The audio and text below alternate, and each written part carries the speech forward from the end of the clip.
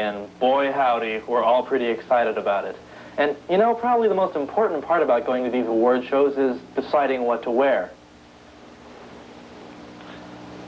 Too subtle. Quaint, but I'm looking for something a little more European. Kind of get that David Byrne look. Well, I don't know. Perfect. I can't tell you how important it is to make a good impression on a night like this.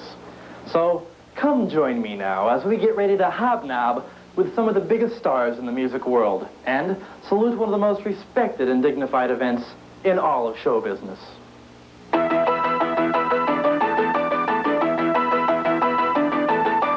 It's Weird Al's Guide to the Grammys, starring Weird Al Yankovic, featuring special in-depth, penetrating interviews with Bruce Springsteen, Prince, and America's Polka King, Frankie Yankovic, plus a stirring retrospective of the Grammys and the most exciting moment in Grammy history. And now, Weird Al Yankovic. Good evening, ladies and gentlemen. I'm standing in front of the Shrine Auditorium in Los Angeles, California. In just a short time, it will be the focal point of the entertainment world as hundreds of today's most popular celebrities gather for the 28th Annual Grammy Awards. It promises to be a night of music, magic, and mystery. Come, let's go inside.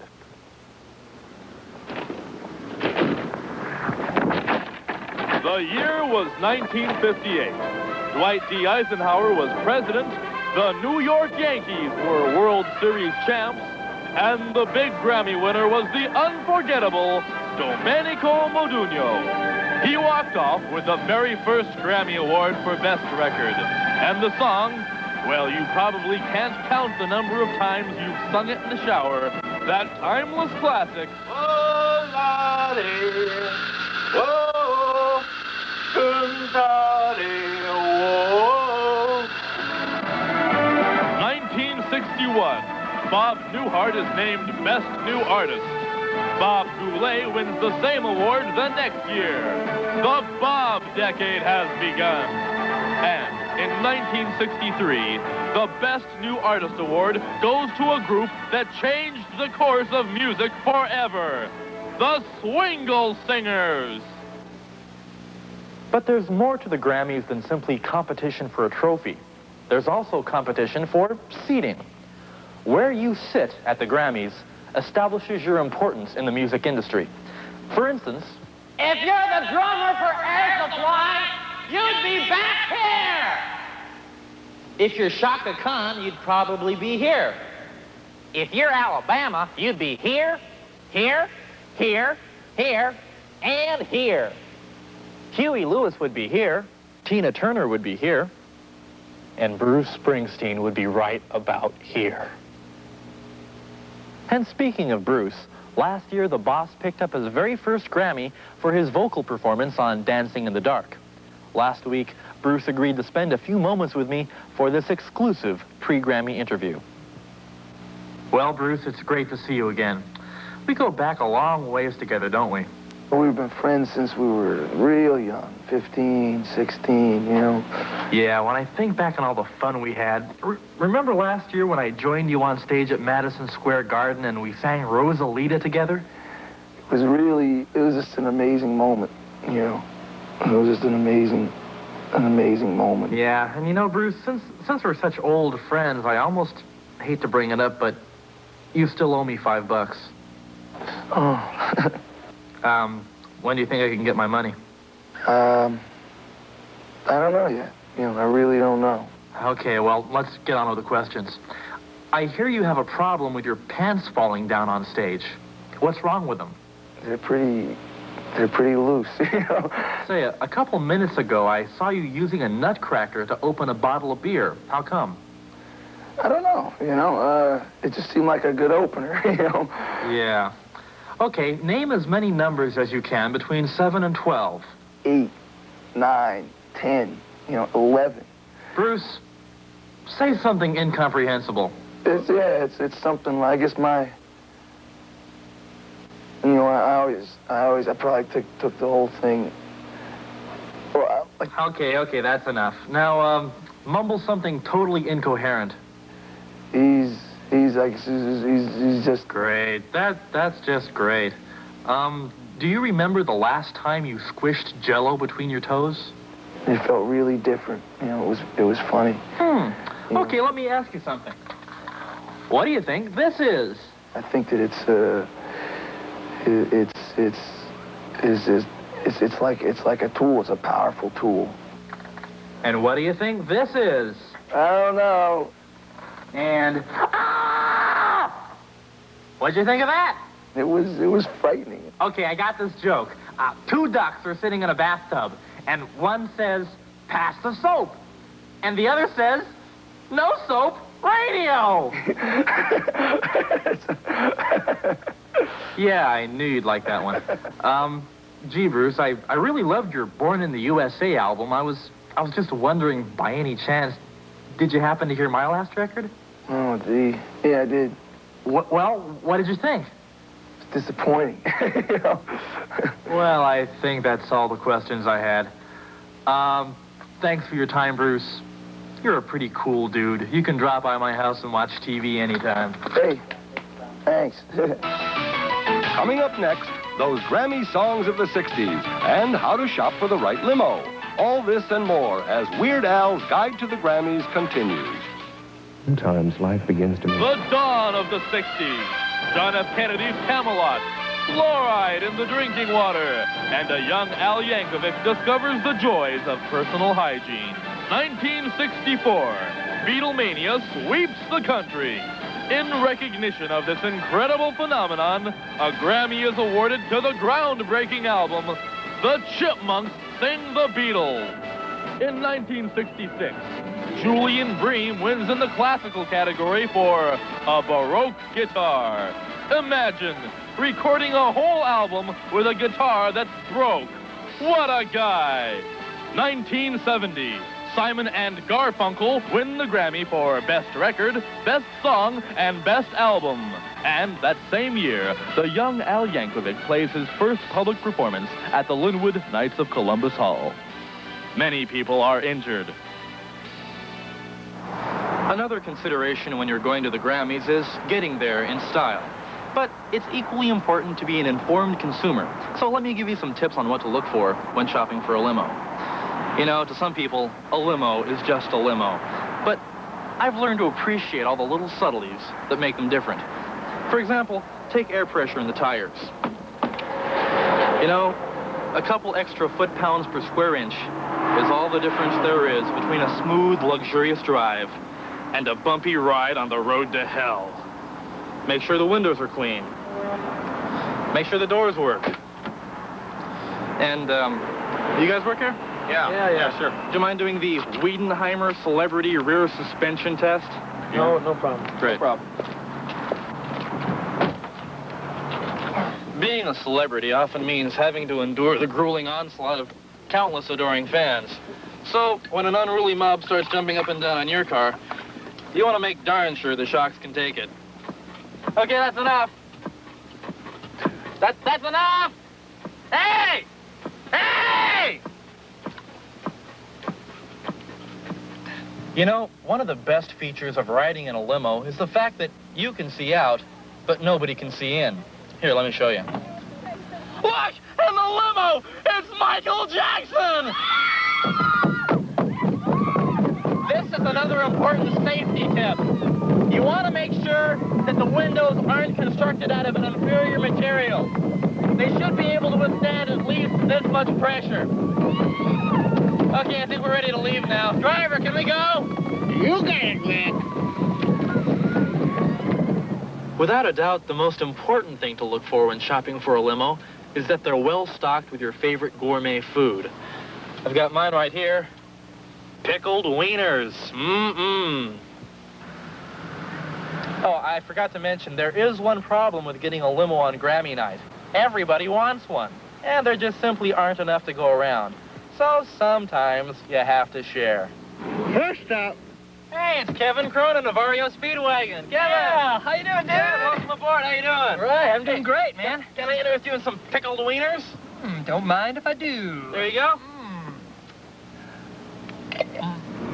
Boy, Al, if the Grammys are anywhere near as good as these wieners, it's going to be a great show. Boy, you said a mouthful. Second stop. Hey, so who are we picking up next?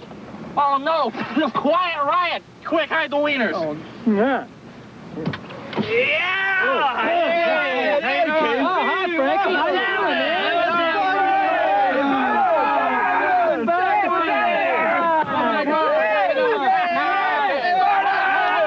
What is the price? What is it? Do I smell pickled wieners? Pickled wieners! 83 bottles of beer on the wall, 83 bottles of beer. Take one down, pass it around. 83 Boy, these are great. If only we had some chocolate sauce. Really? A little You chocolate. know, chocolate sauce, you know, mix it around a little. Hi, gang. Did I hear somebody say they need chocolate sauce?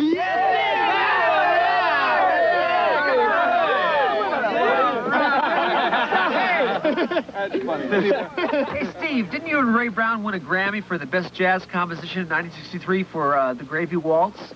No, it was 1964, but we did it. By the way, aren't you the guys that do that tune, Bang Your Head? Yeah. Hey, man, that's my favorite tune. What is Hey, Steve, do you know 99 bottles of beer on the wall? Sure, it's my second favorite tune. All right, great. 99 bottles of beer on the wall, 99 bottles of beer. Take one down, pass it around, 99 bottles of beer. Coming up, a candid interview with Prince, Polka King Frankie Yankovic, and what to do with leftover pickled wieners.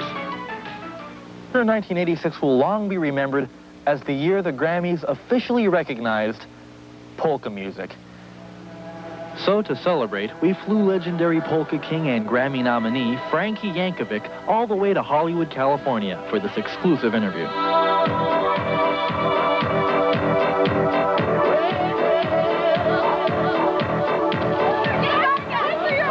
Frankie Yankovic, a man shrouded in mystery, an iconoclastic visionary with his fingers on the pulse of the music world.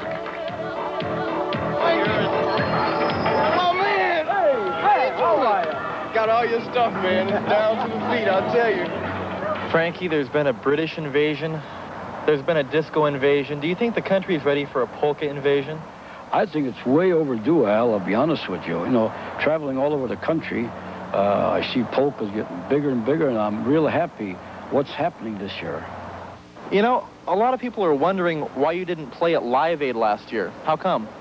Well, I'll tell you what, I've been so tied up with different things that I probably didn't even know about it. It was coming out. Both of our last names are Yankovic. We both play the accordion. We're both up for Grammys this year. There's even a little bit of a physical resemblance there. Do you think we're related? No, absolutely not. We wanted to get into the proper Grammy spirit, so we decided to polka down with our bad selves and do a medley of all the tunes nominated for Record of the Year.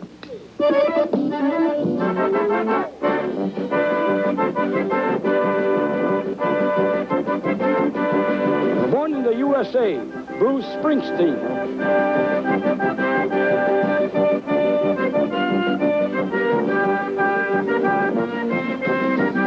Money for Nothing, Dire Straits.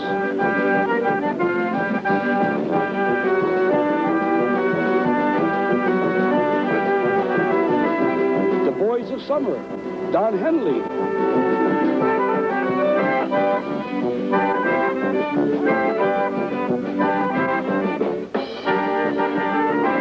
The Power of Love, Huey Lewis and the News.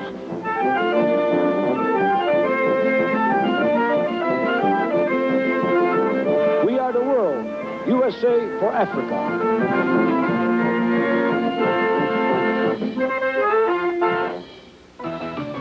Up next, Weird Al's exclusive interview with Prince and the most exciting moment in Grammy history as Weird Al's Guide to the Grammys continues. We're here in France, on location with our old pal Prince and some of his friends. Hi, Prince. I hope you don't mind answering some questions. Oh, geez. A whoopee cushion. Prince, did you do this? Don't you like surprises? Well, no. I'm trying to do a serious interview here, and I thought that was very rude. Sometimes, for the sake of humor, we may have went overboard, and if that was the case, then I'm sorry. That's better. I hear that you're a multi-talented kind of guy. What can you do besides write music? I can walk around and be me. Well, that certainly can take up a lot of time. I hear that you bought a new beach ball. Can you tell us about it? It's multicolored. And it's very fun. That's great. Tell me, what do you think is the easiest way to get to China? Dig. Good answer, good answer. Well, Prince, I'm sorry, but Prince is kind of a silly name. Do you mind if I call you Bob? No. Okay. Well, Bob, how would you compare your Purple Rain album to, say, this rock? I'm not saying it's greater or better. It's just something else. What do you do when somebody comes up to you on the street and gives you a piece of cheese? I just say thank you. Do you think that you'll ever be able to grow a real mustache? Guess not. Okay, here's a little coordination test. Simon says, blink your eyes. Simon says, clear your throat. Okay, now do this. I didn't say Simon says. Let me ask you one final question. Something that all of America has been dying to know. Do you ever secretly wish that you were me? All the time. Well, thank you for your honesty. We're just about out of time. Do you have any final words for our viewers? I'm just like anyone else. I need love and water. Well, we all love you, and here's a nice bucket of water, so you should be happy now. This is Weird Al on location in France with his royal badness, Bob. There's a lot of heavy competition at the Grammys, but you know, the great thing is there really are no losers. Well, I guess there's a few losers. Come to think of it, there's really a whole lot of losers. Which brings us to a pretty touchy subject. I mean, what do you do when they read your nomination, they play your song, they show your face, and then, in front of millions of people, they announce that someone else is better than you? And the winner is Donny Osmond. No! I can't believe this! This can't be happening to me! Did you vote for him? I didn't vote for him! This must be some kind of mistake! It's a glitch, an error, a technical malfunction! I can't believe it! This is terrible! Oh, God! And the winner is Menudo.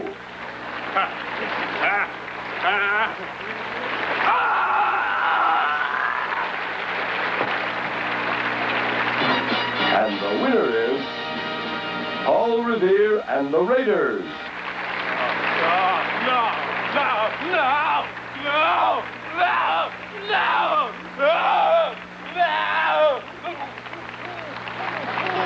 But of course, you don't always lose. Just ask the winners of the last few years for Best Song. The Doobie Brothers, Christopher Cross, Kim Carnes, Toto, Michael Jackson, and Tina Turner. But you know, all of these events pale in comparison to what may well be the most exciting moment in Grammy history. And the winner for the Best Comedy Recording in 1984 is Weird Al Yankovic.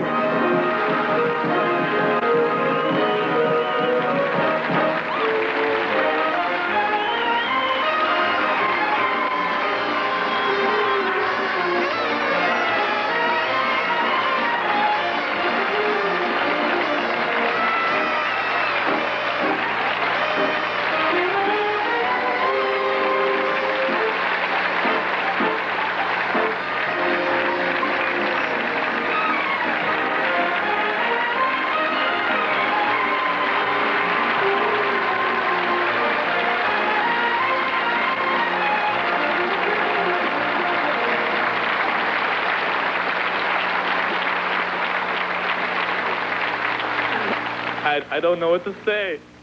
I love you all. Now I know that you like me. You really like me. The Grammy Award-winning Weird Al Yankovic will return in a moment.